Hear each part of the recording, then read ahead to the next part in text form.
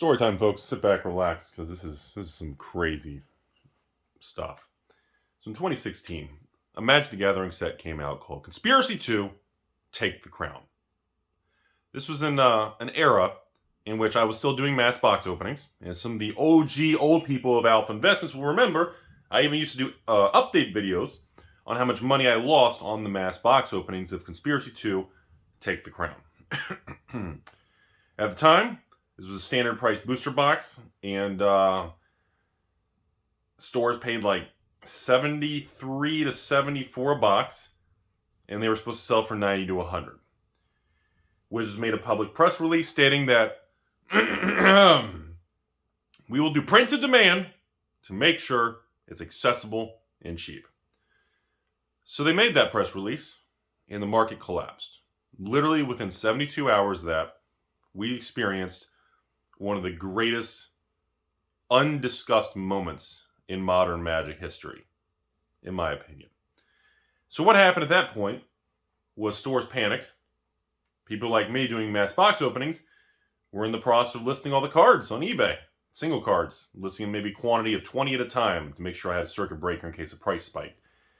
And the market was excited about this set. It had Berserk, Show and Tell, reprint Mythics, Phyrexian Arena as a rare. You know, there were a lot of new cards that I was excited about. The old Recruiter. We had a white Recruiter of the Guard card. A rare white card. $15, $20 pre-order. Tanked all the way down to $5. I think Burgeoning, Grenzo, the Phyrexian card. All the regular rares were like, they went all the way down. Like Grenzo was like less than $1. And the uncommons in the set that people were excited about. Serum Visions! Explosive Vegetation. Amazing uncommons that were $2, $3, $4 an uncommon. Were all reprinted in the set. All of them collapsed. I'll never forget the moment.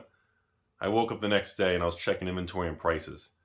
And I saw a store who listed 1,000 Serum Visions. eBay. Buy it now. 4 for 99 cents shipped.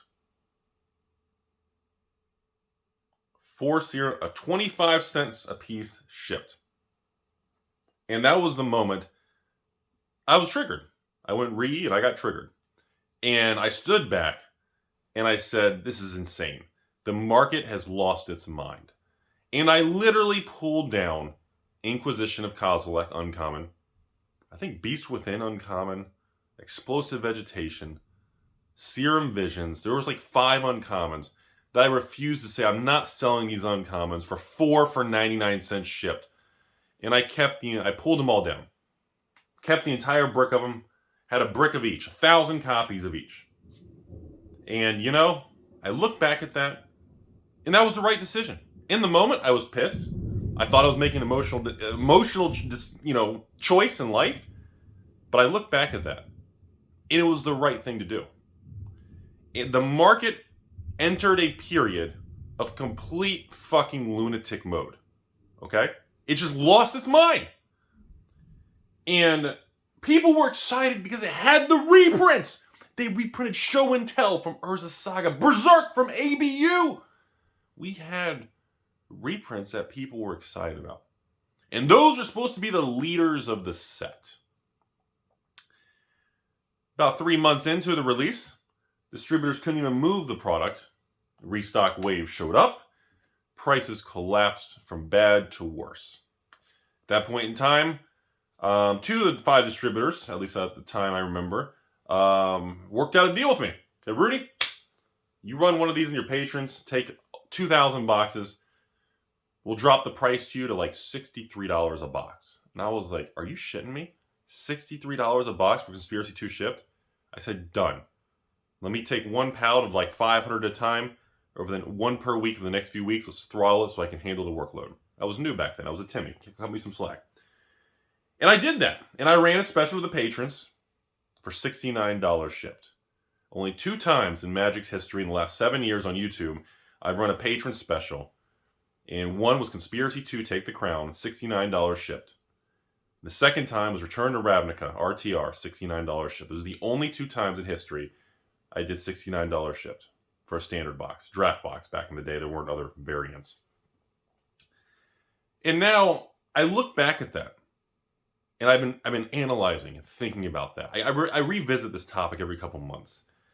And the thing that really stands out to me is in 2022, 6 fucking years later, Recruiter of the Guard, which everybody knew was a new, cool, fetch card out of your deck. I don't remember if it fetched an instant or a sorcery, or it fetched something. And it was a white, Imperial Recruiter card, and everybody loved it. And it was $10, $15, $20 pre-order. And it collapsed down to a couple dollars. As of filming this video in 2022, Recruiter of the Guard, TCG market, is $33 for your near mint condition. Rare. Second most expensive rare in the set, good old Grenzo, Mr. Havoc over here. $1 rare released during the panic of Conspiracy 2 release. $26 rare. Very low supply. Rare number 3, Burgeoning over here. Burgeoning? Can't see from here. Sorry, I'm old and need glasses. $24 rare. That's already 3 rares over $20 in the set, all of which were deemed less than a couple dollars at release. I look back at moments in time of Magic in different sets and macro conditions, and this is a very tough environment with inflation, economic problems. I'm not gonna sugarcoat that shit. It's different than 2020. And I want to jump forward now to the lesson I learned from this. The lesson was key cards being reprinted are a good lure for people to try the product. What ages the product, and I've said this before with Commander Legends 2, Baldur's Gate, Commander Legends 1, Jumpstart, I've said it with many sets. But today, we're going to focus on the straight emotion of Commander Legends 2, Baldur's Gate, and we're going to talk about Conspiracy 2 here. The biggest thing that stands out to me was all the newly created unique cards in Conspiracy 2 is actually what makes the set special today. Nobody really cares that much about the reprints that were in the set. You ask anyone about Conspiracy 2 Take the Crown, they're not going to say, oh man, that set had all these amazing $100 reprints.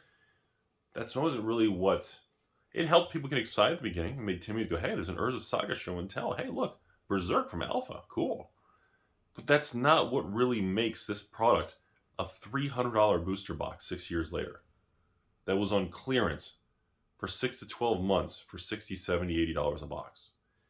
How do you go from such extreme dumpster clearance to a $300 booster box 6 years later? Technically 4 years after it went out of print, if you want me to be more technical about it.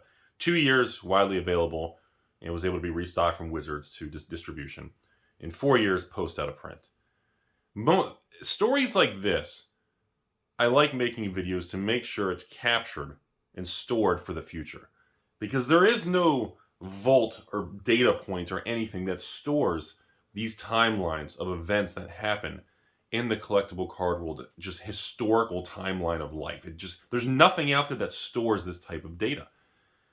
And, I look at this, and it reminds me of Baldur's Gate. It reminds me of Baldur's Gate. I don't think Baldur's Gate is a better set than Conspiracy 2, so let's not go ahead and start reading out of context, but now I'm going to talk about the biggest differences on why this isn't Baldur's Gate and why Baldur's Gate is worse than Conspiracy 2, and this will not repeat. Baldur's Gate has a higher price point. Okay? Baldur's Gate has draft, set, and collector. Conspiracy 2, you got one shot, baby. There's no fancy variants. There's no etched versus rainbow versus full art versus showcase versus all these variants. It doesn't exist back then. It was about the cards and the mechanics. I know. Don't realize how far we've come, folks. Miss those kind of things. And I look at that, but the lesson to be learned was even in the panic sell-off, when people thought the box was going to zero, the price of the box dropped 10% below distribution cost. you'll notice a trend in 2022 that most products in the last, you can't flip, you can't make really any money right now. Okay, we've been talking about that in the last 2, 3, 4 months of this channel. The flippers, the people who didn't really care, they just want to buy, flip, dump, move on, they're gone. I've even noticed, even on the patrons I have who used to just buy and flip and this and that, we get upset they couldn't flip it, they're gone. And that's okay. I told you that's okay. It's good for markets to reset. It's good for companies to go bankrupt. Sometimes you need to flush out the system of the companies that have no business being in business. Otherwise, you go into a future where you have zombie companies that are being propped up, that are dead on the inside. It's good to flush the system. So I now look at this Boulder's Gate situation. And 2 of the 3 products, well, I mean, they're doing fine. You've got essentially set and draft on the eBay TCG player market, averaging between 95 and 105, bouncing around depending on supply and day. There's not really any major movements there, which is a little surprising because the collector boxes is Conspiracy 2 take the crown all over again. And I haven't seen this in 6 years. And it feels just as extreme and just as overly just extreme, just the parabolic emotion to the moon of just panic is wild. And sure enough, those collector boxes for most distributors, I think they're, 220 to 233 range. You factor in their handling fees and 2.5% credit card fees. And I mean, and I feel bad for the people who are pre-ordering these things for $300 to $350 way at the beginning. And I remember having conversations about that, saying that I thought 300 plus was too expensive. I thought actually the correct price range would be between that 240 260 range. Obviously, the market's in sheer panic, and we're not really going to know the true value until things settle. It could be a lot lower. It could reverse back up. We don't know because right now the market is not being dictated on the actual cards or the product itself. It's being dictated on a massive economic issue, a massive credit crunch, cash crunch, capital issue, distribution. There's a lot of things going on regarding distributors are going to be cutting off people on double masters for not taking Commander Legends. There's a lot happening behind the scenes, folks. And, I'm going to have update videos on it, but things are going to be pretty messy. So when I look back at the Conspiracy 2 moment in 2016, and I see that thing fell 10% below wholesale, and I was like, oh my God, stores are going to just take a bath. And they did. And they did. I remember buying excess boxes from some stores for 70, 71 range because they were a couple dollars cheaper than distribution. This is pre-3 price increases. I remember all that stuff. And I remember the people who were always selling these were just like, I don't care. I need to get money out. I need to pay my credit card. I need to pay the distributor. They were just like, I don't care if I take a 5, 10, 20% haircut. I need out. Stop the pain. Get me out. That was what was happening. And sure enough, if you take the average cost of a collector box, even at $225 for a store, gets it from distribution who ordered it from months ago, you take 10% off, puts you about the 210s, 220s.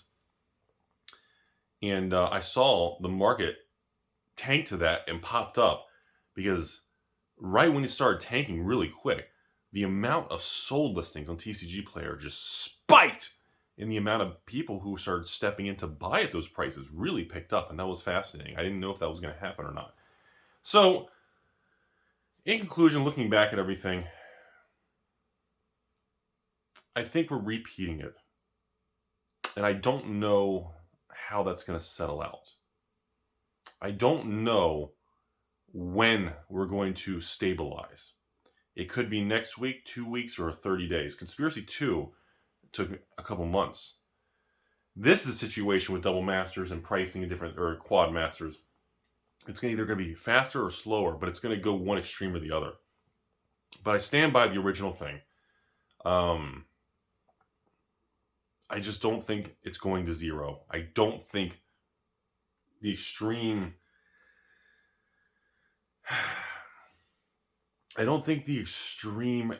fear is being justified right now.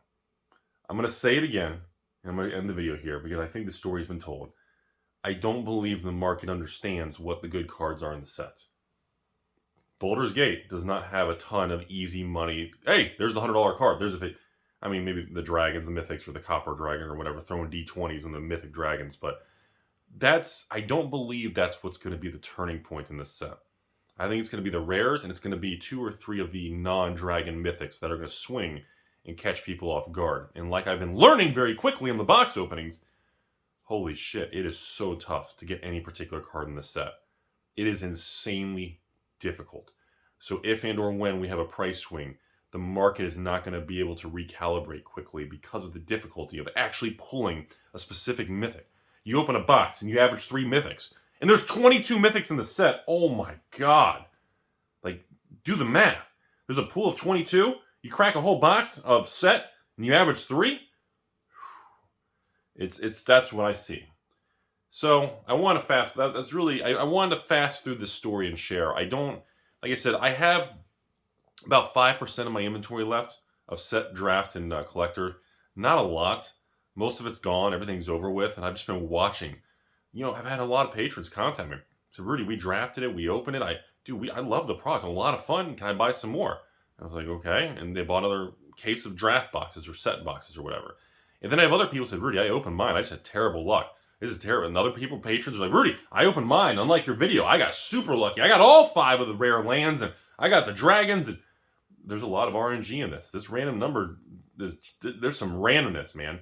But you're seeing very extreme reactions and kind of polarizing Magic product, which may not be a bad thing long term.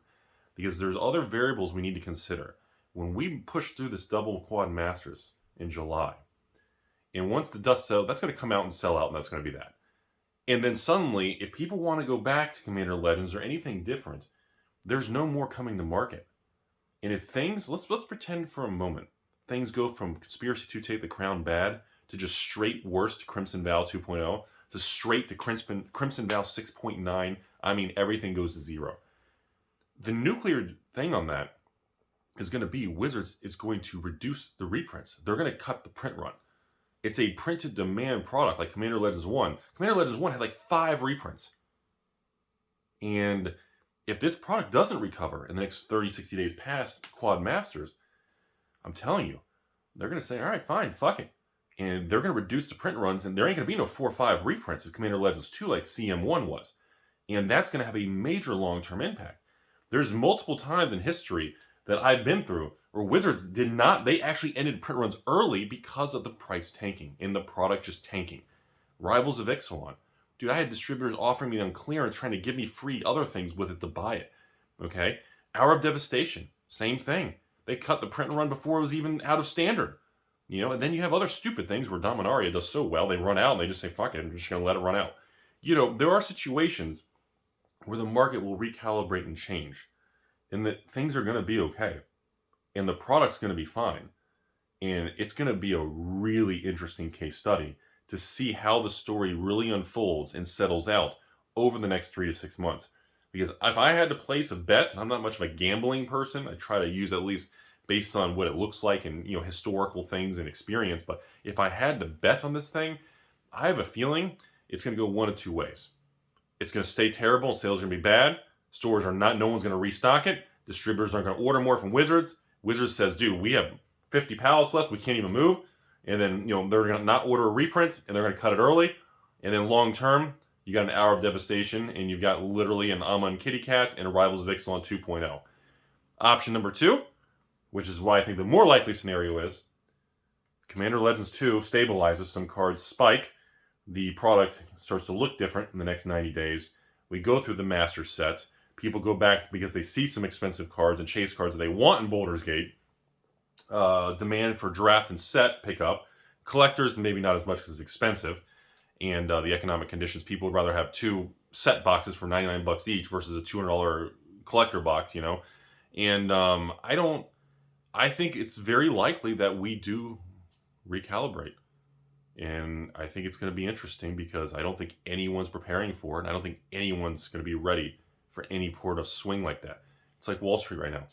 Nobody's expecting the stock market to go up. Every single person is either expecting it to stay garbage or go to 0. So what happens when it takes the route that people don't expect? Hope you guys learned something today.